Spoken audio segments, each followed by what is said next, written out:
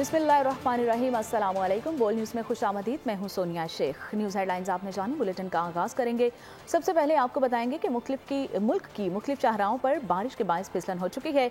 Motorway M2, M3, M4, M5 और Swat express way पर बारिश हुई है, जिससे सड़कों पर फिसलन पैदा हो गई है। ट्रैफिक की रवानी मुतासिर हो चुकी है। मोटरवे पुलिस ने शहरियों को गैर ज़रूरी सफ़र से गुरेज का मशवरा दे दिया है। तर्जुमान के मुताबिक इंतहाई ज़रूरत में तेज़ रफ्तारी से परहेज और अगली गाड़ी से मुनासिब फासला रखें।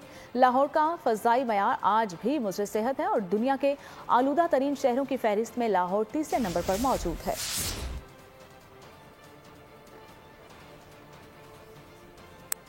और फैसलाबाद और डिजकोट में बूंदाबांदी हुई है। सर्दी मजीद बढ़ गई है। फ़ज़ाई आलूदगी कम ना हो सकी।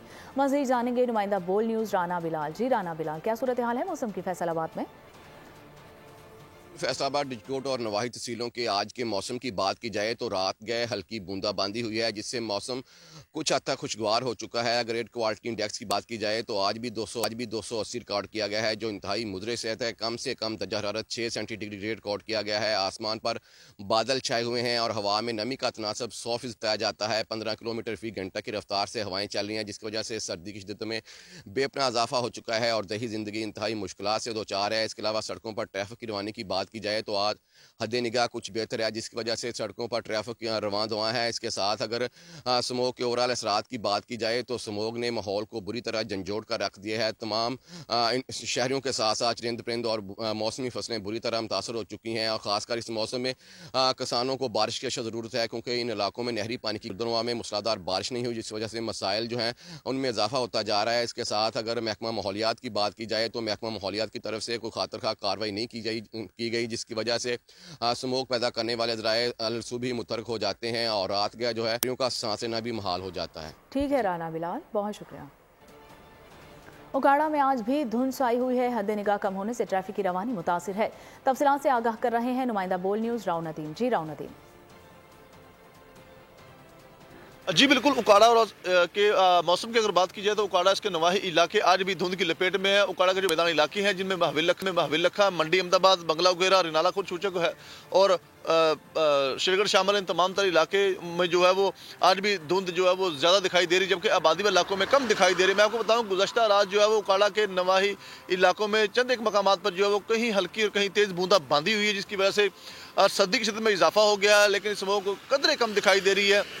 इस वक्त सूरत हाल ये है कि मैं नेशनल हाईवे पर मौजूद हूँ। यहाँ पर ट्रैफिक रवानी भी जो है वो सुस्त रवि का शिकार दिखाई दे रही, जबकि मोटरवे पुलिस का ये कहना है कि ड्राइवर हज़रात जो गाड़ी में फॉग लाइट का इस्तेमाल यकीनी बनाए और गाड़ी में दरमियानी फासला रखे, शहरी जो है वो गैर जरूरी सफर से गुरेज करे। इसके साथ साथ मैं आपको बताऊँ, माहिरीन का ये कहना है कि धुंध की वजह से जो बढ़ने वाले इफेक्ट्स है इसमें कुछ कमी नजर आएगी, क्योंकि गुज़श्ता रात जो बूंदाबांदी हुई है, अब्र रहमत का नज़ूल हुआ है, इससे जो बीमारियों में काफ़ी हद तक जो है वो फ़ायदा होगा। और इसके साथ साथ महकमा मौसम का ये कहना है कि भी बारिश की जो है ना तवक्को नजर आ रही है। शुक्रिया आपका।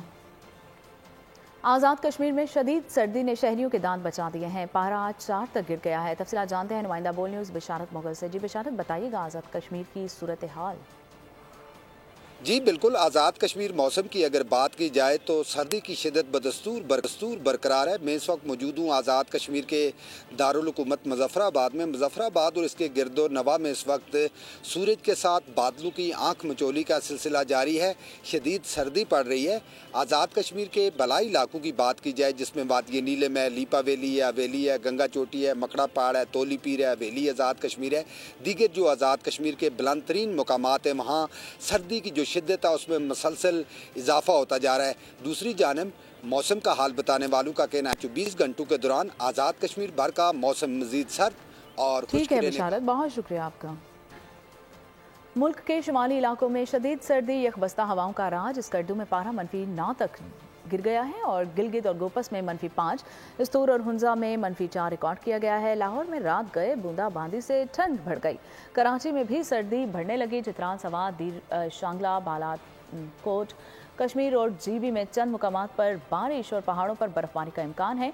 महकमा मौसमियात ने आइंदा 24 घंटे के दौरान कराची, क्वेटा, लाहौर, इस्लामाबाद और पेशावर समेत मुल्क के बेशतर इलाकों में मौसम सर्द और खुश्क रहने की पेशगोई कर दी है।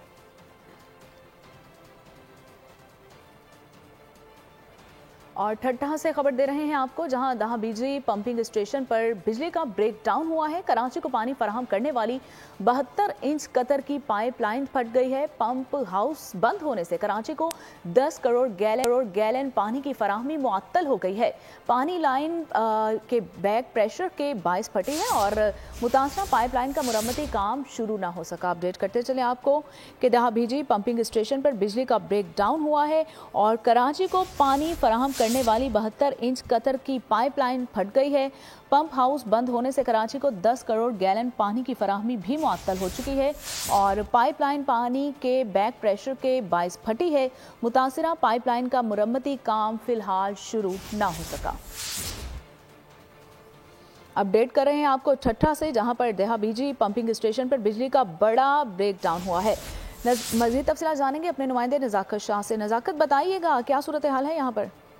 दाबेजी पंपिंग स्टेशन पर बिजली का ब्रेकडाउन और बिजली के ब्रेकडाउन के बायस से कराची को पानी फराहम करने वाली 72 इंच कतर की पाइपलाइन नंबर 5 धमाके से फट गई है और पंपिंग स्टेशन के सेकंड फेज और के 2 फेज जो पंप हाउस है वो दोनों बंद हो गए हैं, जब जिसके बायस कराची को 10 करोड़ गैलन पानी की फराहमी मुअत्तल हो गई है। पानी की फराहमी मुअत्तल होने से कराची के कई इलाकों लांडी, कोरंगी, हैदराबाद, मलीर समेत दीगर इलाकों में पानी की शदीद किल्लत रहेगी। पंपिंग स्टेशन के मुतासरा पाइपलाइन का पर मरम्मती काम तार शुरू न हो सका है, जबकि पाइपलाइन का मरम्मती काम शुरू हो जाने के बाद 36 से 48 घंटे जो पाइपलाइन बनने में लग जाएगी।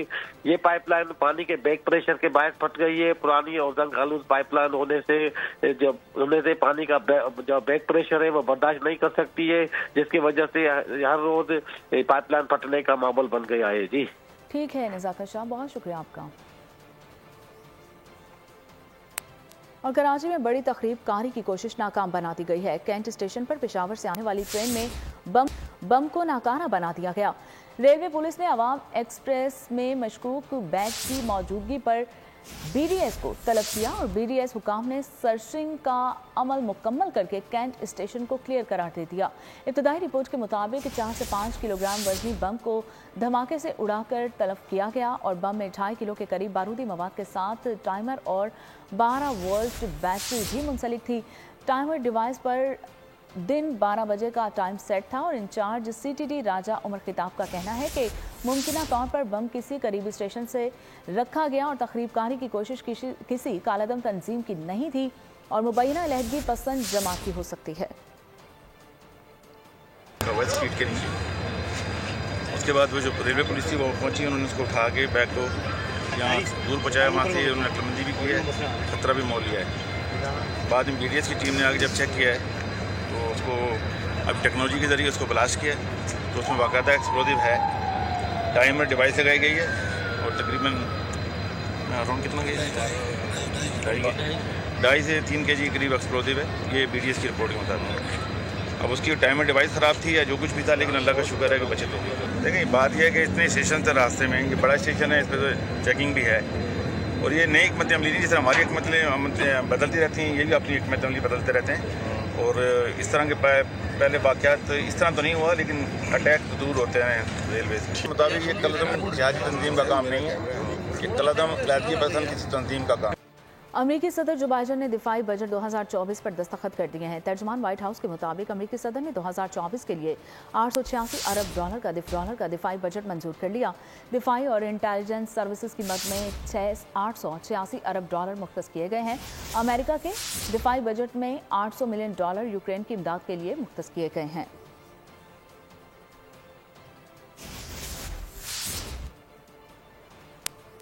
बात करें मुल्की सियासत की तो तहरीक इंसाफ से बल्ले का निशान छीन लिया गया। इलेक्शन कमीशन ने इंट्रा पार्टी इलेक्शन का महफूज फैसला सुना दिया। कमीशन ने PTI के इंट्रा पार्टी इलेक्शंस मुस्तरद कर दिए हैं। फैसले में लिखा कि इंट्रा पार्टी इंतखाबात पार्टी आइन और इलेक्शन एक्ट के मुताबिक नहीं करवाए गए। चीफ इलेक्शन कमिश्नर की सरबराही में 5 रुकनी कमीशन ने फैसला सुनाया। उससे पहले इलेक्शन कमीशन ने PTI से कहा था कि वो अपने इंट्रा पार्टी इलेक्शन दोबारा करवाए। इलेक्शन कमीशन ने पीटीआई के इंट्रा पार्टी इंतखाबात को गैर आईनी करार देते हुए बल्ले का इंतखाबी निशान वापस ले लिया। इलेक्शन कमीशन ने महफूज फैसला सुनाते हुए कहा, पीटीआई ने अपने इंतखाबात पार्टी आइन के मुताबिक नहीं कराए। चीफ इलेक्शन कमिश्नर की सरबराही में 5 रुकनी बेंच ने पीटीआई इंट्रा पार्टी इंतखाबात के खिलाफ दायर दरख्वास्तों पर समाअत की। 5 रुकनी बेंच ने पीटीआई इंट्रा पार्टी इलेक्शन को कलअदम करार दिया। फैसले में कहा गया है कि पीटीआई इंट्रा पार्टी इंतखाबात करवाने में नाकाम रही, जिसकी बुनियाद पर तहरीक इंसाफ से इंतखाबी निशान वापस ले रहे हैं और उसको अब बल्ले का निशान नहीं मिलेगा। 11 सफ़ात पर मुश्तमिल फैसले के मुताबिक तहरीक इंसाफ मौका मिलने के बावजूद शफाफ इंट्रा पार्टी इलेक्शंस कराने में नाकाम रही। इलेक्शंस एक्ट की सेक्शन 215 के तहत कार्रवाई करते हुए पीटीआई से इंतखाबी निशान वापस लिया जाता है। फैसले में कहा गया है कि सियासी जमातों के इंट्रा पार्टी इलेक्शन को रेगुलेट करना इलेक्शन कमीशन की आईनी और कानूनी जिम्मेदारी है। सवाल उठाया गया कि उमर अयूब को सेक्रेटरी जनरल पीटीआई कैसे बनाया गया। बानी चेयरमैन का अपना बतौर चेयरमैन पीटीआई ओहदा 13 जून तक था। पीटीआई आइन में भी ये लिखा हुआ है कि चेयरमैन पीटीआई के ओहदे के दौरान ये को बढ़ाया जा सकता है। फैसले में कहा गया है कि 13 जून के बाद बानी चेयरमैन तहरीक इंसाफ बतौर चेयरमैन पीटीआई रह ही नहीं सकते थे। पाकिस्तान तहरीक इंसाफ के रहनुमा गौहर अली ने कहा कि इंट्रा पार्टी इलेक्शन कालादम करार देने के इलेक्शन कमीशन के फैसले को हाई कोर्ट में चैलेंज करेंगे। बैरिस्टर गौहर अली ने मीडिया से बातचीत में कहा कि इलेक्शन का बायकॉट नहीं करेंगे, हमारे पास प्लान भी मौजूद है। हमने पार्टी इलेक्शंस और आइन और कानून के मुताबिक करवाए हैं। क्योंकि हम जाएंगे हाई कोर्ट जाएंगे, चैनल करने का इरादा रखते हैं। ये पूरा साजिश है। इसके पीछे अनासर क्या है? आप इस बड़ी पार्टी से निशान लेकर के सारे कैंडिडेट को आप इंडिपेंडेंट करवा रहे हैं। इलेक्शन कमीशन ने जवाब फाइल किया पेशावर हाई कोर्ट में, उसमें एक लफ्ज नहीं बोला कि आईन का कौन सा शिक है जो वायलेट हुआ है, हमारे रूल्स का कौन सा रूल है जो वायलेट हुआ है, पाकिस्तान के कानून के जो एक्ट है 2017 का उसका कौन सा सेक्शन है जो वायलेट हुआ है, कौन सा रूल है जो वायलेट हुआ है। हमने सब कुछ कानून और आईन के मुताबिक किया है। ये बिल्कुल जातियात पे मबनी है। प्लान बी भी हमारे पास है। हमने अपने आईन और कानून के मुताबिक इलेक्शन करवाए थे। माहिर कानून एहसान अहमद ने बोल से खुसूसी बातचीत करते हुए कहा कि इलेक्शन कमीशन को फैसले का इख्तियार है। पीटीआई बल्ले के निशान पर इंतखाबात में हिस्सा नहीं ले सकती। इलेक्शन में पीटीआई उम्मीदवार बल्ले के निशान पर इंतखाब नहीं लड़ सकते। अगर कोई पार्टी जो रजिस्टर्ड हो इलेक्शन कमीशन ऑफ पाकिस्तान के साथ एनलिस्टेड हो और अगर वो 5 साल के अंदर इलेक्शन अपना करवाए ना, या वो इलेक्शन का जो प्रोसेस जो है वो सेक्शन 208 के मुताबिक न करवाए, तो उसको 209 का सर्टिफिकेट जो है वो इशू नहीं किया जा सकता। और ये legal obligation election commission of Pakistan की है। इलेक्शन कमीशन ऑफ पाकिस्तान 209 के नीचे कोई सर्टिफिकेट इशू नहीं करता, तो ये 2024 के अंदर जो इलेक्शन है वो कोई भी पीटीआई का कैंडिडेट जो है वो बल्ले के निशान पे खड़ा नहीं होगा। आपने 208 के रिक्वायरमेंट्स पूरी की हैं, तो मतलब इसका ये हुआ कि एज ए पॉलिटिकल पार्टी जो है पीटीआई जो है वो जनरल इलेक्शन के अंदर या बाई इलेक्शन के अंदर या लोकल गवर्नमेंट के अंदर जो है वो एज ए बल्ले के निशान पे हिस्सा नहीं ले सकती। इंतखाबी निशान वापस लेने से पीटीआई को नुकसान होगा। मौला बख्श चांटियों की बोल न्यूज़ से खुसूसी बातचीत। कहा, इंतखाबात 100% शफाफ भी होंगे तब भी सवाल तो उठते हैं। फयाजुल हसन चौहान ने पीटीआई के इंट्रा पार्टी इलेक्शन को दुनिया की तारीख का सबसे ज्यादा धांधली ज़दा इलेक्शन करार दे दिया। फिर 2 आशिक आवान बोली कि पीटीआई ने खुद को सियासी तन्हाई का शिकार कर लिया है। मिस मैनेजमेंट की वजह से पीटीआई से बल्ले का निशान छीना गया। पाकिस्तान पीपल्स पार्टी के दिन याद नहीं है पीपल्स पार्टी के साथ क्या किया जा रहा था। ये तो खामक खड़े ही नहीं सके, भागते फिर रहे। इतनी तो मुसीबत इन पे नहीं आई है जितनी पीपल्स पार्टी पर आई। इंतखाब निशान ले लिया गया तो उनको नुकसान बहुत होगा। अगर इंतखाब 100% शफाफ होंगे तो भी सवाल तो उठेंगे। आइन और कानून 100% इलेक्शन कमीशन को ऑथराइज करता है कि अगर वो देखे कि किसी पार्टी का intra party election free and fair नहीं हुआ तो वो उसको कलअदम करार देकर उससे निशान वापस ले सकती है। इलेक्शन कमीशन ने इनको मौका दिया, इनसे लाडलापन किया, इनको कहा कि आप अपना इलेक्शन कंटेस्ट करें, अपना इलेक्शन कंडक्ट करें और उसके नताइज जमा करवाएं। फिर जो इलेक्शन हुआ सारी दुनिया ने देखा कि दुनिया की हिस्ट्री में इससे ज्यादा फेक, इससे ज्यादा बेढंगा, इससे ज्यादा बेतुका इलेक्शन किसी ने नहीं देखा। उन्होंने जो अपनी अना की ऊंची दीवारें चीन के उनको इस तरह से अपने आप को एक सियासी तन्हाई का शिकार कर लिया है। पीटीआई ने डायलॉग का कोई भी दरवाजा जो है उसको खुला नहीं रखा। पीटीआई को देखते हैं और जब इनके इंट्रा पार्टी इलेक्शन को देखते तो हमें क्या नजर आता है? ऐसा बादल नजर में नजर आता है कि जमहूरियत को अपने घर से शुरू नहीं किया गया, बल्कि एक आमरीत और एक जिसे कहते हैं पर्सनैलिटी कल्ट को रखने की कोशिश की गई। उसका नतीजा मैं समझता हमेशा 0/0 ही होता है। इलेक्शन कमीशन ऑफ पाकिस्तान को जो फैसला है तो मैं समझता हूँ यकीनन ये किसी हद तक खुशाइंद है। तमाम सियासी पार्टियों को इलेक्शन में हिस्सा लेना चाहिए। खबरें और भी हैं, शामिल करेंगे इस ब्रेक के बाद। साथ रहिए। Welcome back. खबरों के सिलसिले को आगे बढ़ाएं और आपको बताएं कि साइफर केस में बानी पीटीआई और शाह महमूद कुरैशी की वजाहत और जमानत मंजूर। सुप्रीम कोर्ट का 10 लाख रुपए के मुचलके जमा कराने का हुक्म। तहरीरी फैसला जारी, जिसमें करार दिया गया कि जुर्म का इर्तिकाब होने का कोई सबूत नहीं है। साइफर केस मजीद इंक्वायरी का मुतकाजी है, मुलजिमान की गिरफ्तारी का फायदा नहीं है और हाईकोर्ट का मुलजिमान को जमानत न देना हकाइक के बरखिलाफ है। रिहाई के हकीकी इंतखाबात को यकीनी बनाएंगे। बानी पीटीआई जमानत का गलत इस्तेमाल करें तो ट्रायल कोर्ट उसे मनसूख कर सकती है। जस्टिस अतहर मिनुल्लाह का फैसले में इजाफी नोट भी शामिल। इजाफी नोट में कहा गया कि साबिक चेयरमैन पीटीआई और शाह महमूद कुरैशी को जेल में रखने से मकसद हासिल नहीं होगा। एक वज़ीर आज़म को फांसी तक दे दी गई है। आइन तोड़ने वाले आमिर ने एक दिन भी कैद नहीं काटी।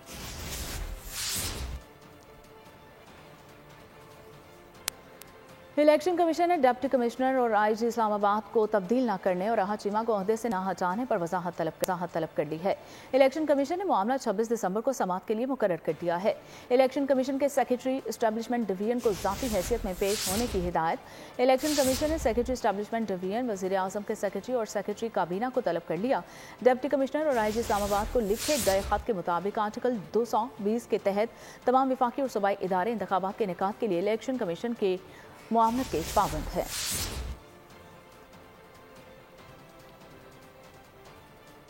इलेक्शन कमीशन का बड़ा फैसला। सियासी जमातों की दरखास्तों पर कागजात नामजदगी जमा कराने की तारीख में 2 रोज़ की तौसीक कर दी गई।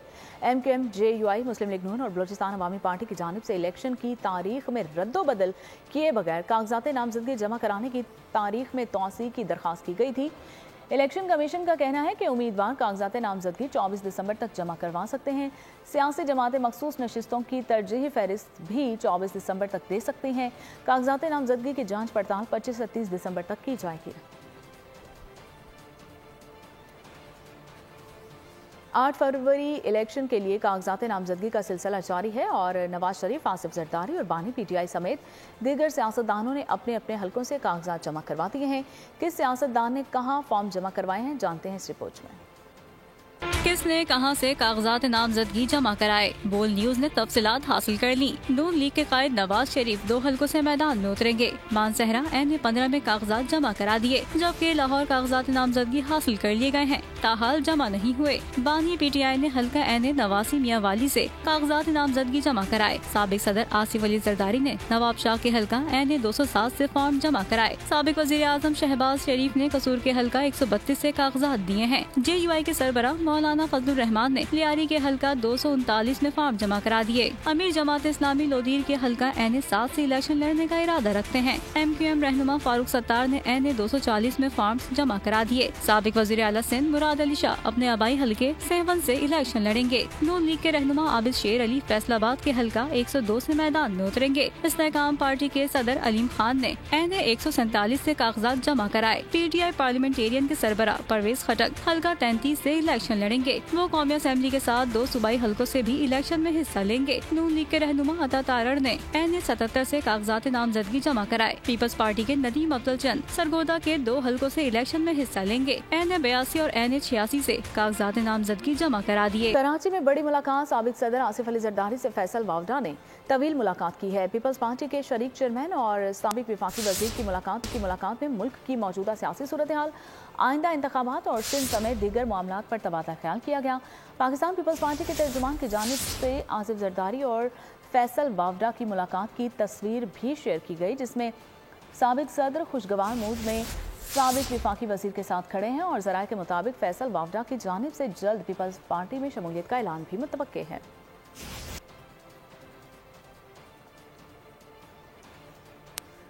ताजफीन सफदर ने चौधरी शुजात हुसैन से मुलाकात करके PTI छोड़कर पाकिस्तान मुस्लिम लीग काफ में शमूलियत का ऐलान कर दिया है।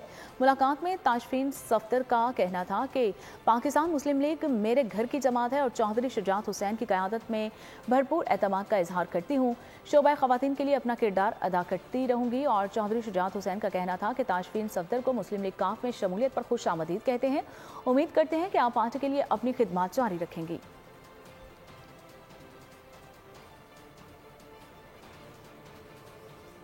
बुलेटिन में बात करेंगे गजा की। तो अमेरिका जंगबंदी की राह में फिर रुकावट बन गया। अक़वाम मुत्तहिदा गजा पर इसराइली हमले रुकवाने में फिर नाकाम हो गया। अमेरिका ने रूसी तरमीम वीटो करार दे दी है और में हमले रुकवाने का जुमला शामिल ना हो सका। रूस ने करारदाद में हमले रोके जाने का जुमला शामिल करने की तरमीम पेश की थी। सलामती काउंसिल में रूसी तरमीम के बगैर गजा की इमदाद की करारदाद मंजूर कर ली गई। करारदाद के हक में 13 ममालिक ने वोट डाले। रूस और अमेरिका ने हिस्सा ही नहीं लिया। करारदाद में कहा गया है कि फ़लस्तीनियों को इंसानी हमदर्दी की बुनियाद पर इमदाद की फराहमी यकीनी बनाई जाए। गजा के तमाम रास्ते खोले जाएं। अक़वाम मुत्तहिदा इमदाद की तकसीम की निगरानी के लिए एक एहलकार मुकर्रर करे। गजा में ईंधन फराहम करने की इजाज़त दी जाए। तमाम फरीक कैदियों और यरगमालियों को रिहा करें। फ़लस्तीनी सफ़ीर रियाज मंसूर ने अक़वाम मुत्तहिदा की करारदाद को दुरुस्त इक़दाम ठहराया। कहा, करारदाद पर अमल दरामद और फौरी जंगबंदी के लिए दबाव डाला जाए। और हमास ने गजा में इमदाद से मुतल्लिक़ अक़वाम मुत्तहिदा की करारदाद नाकाफ़ी करार दी। तर्जुमान के मुताबिक UN करारदाद गजा में होने वाले नुकसानात का आज़ाला नहीं कर सकती। इसराइल का जंगी जुनून कम ना हुआ और निहत्ते फ़लस्तीनियों पर बर्बरियत की नई तारीख रकम।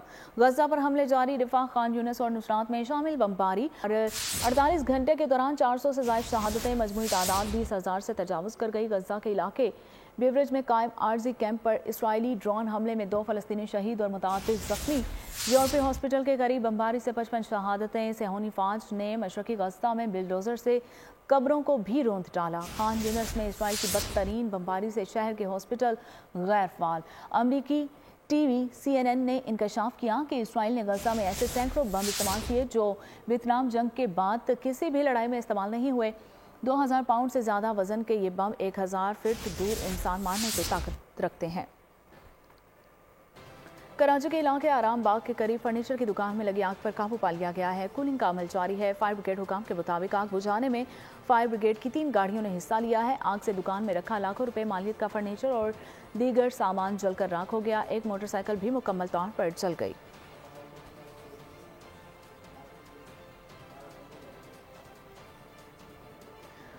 घर को आग लगी घर के चिराग से। सिंध के मुमताज़ सूफी बुजुर्ग हज़रत लाल शहबाज कलंदर का मज़ार भी चोरों से महफूज ना रहा और 1 करोड़ रुपए से ज़ायद का सोना चोरी हो गया। दरगाह का मैनेजर ही चोर निकला। तर्जुमान के मुताबिक दरगाह मैनेजर जुबैर बलोच ने अपनी चोरी का भी एतराफ़ कर लिया। लालच ने मज़ार का तकद्दुस भी न देखा। हजरत लाल शहबाज कलंदर के मज़ार से भी चोरी कर ली। सिंध में महकमा औकाफ के करप्ट अफसरान और मुलाजिमीन ने दरगाहों को भी नहीं बख्शा। हजरत लाल शहबाज कलंदर से 1 करोड़ रुपए से ज़ायद का सोना चोरी होने का इंकशाफ। निगरान वज़ीर औकाफ उमर सोमरो ने मज़ार के मैनेजर को मुअत्तल और मुकदमा दर्ज करने का हुक्म दे दिया। तर्जुमान वज़ीर औकाफ ने बताया, इंक्वायरी कमेटी के सामने मैनेजर जुबैर बलोच ने अपनी चोरी का इकरार कर लिया है। मैनेजर जुबैर बलोच को मुअत्तल करके मुकदमा दर्ज करने के साथ केस एंटी करप्शन को भेजने का हुक्म दिया है। रुख करें खेल के मैदान का और आपको बताएं कि कौमी क्रिकेट टीम को एक और धचका। नुमान अली भी दौरा ऑस्ट्रेलिया से आउट। पीसीबी के मुताबिक नुमान अली अपेंडिक्स की तकलीफ का शिकार हुए और सर्जरी के बाद नुमान अली बेहतर महसूस कर रहे हैं। नुमान को हॉस्पिटल से आज डिस्चार्ज किया जाएगा।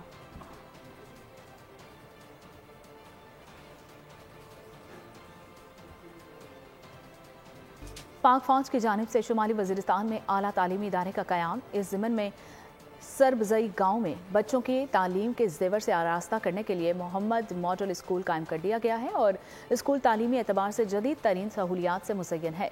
तलबा और तालिबात के लिए लाइब्रेरी भी कायम की गई है।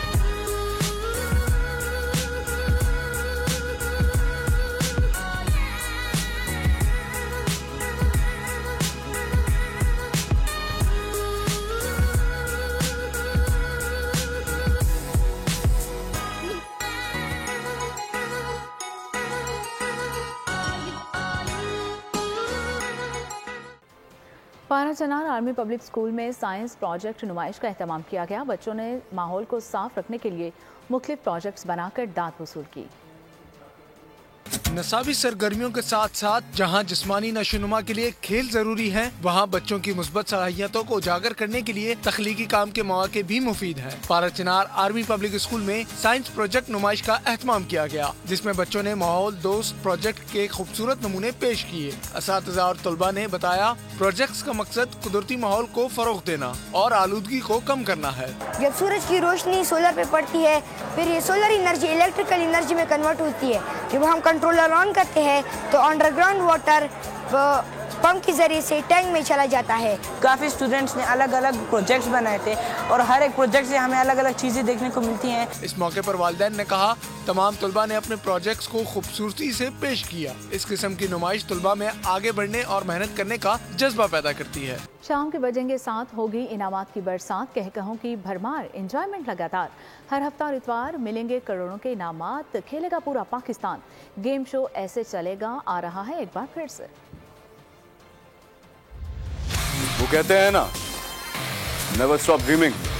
तो बस अब ब्रेक हुई खत्म। इस बार सब कुछ नया होगा। ना टिकटॉकर्स ना यूट्यूबर्स, सिर्फ और सिर्फ ऑडियंस, बाइक्स, गाड़ियां, सोने के सेट और लाखों के कैश इनामात, नए गेम्स और नए सेगमेंट्स के साथ। अगर खेला अपने जोर पर तो देखना लोग सेल्फी लेंगे दौड़कर।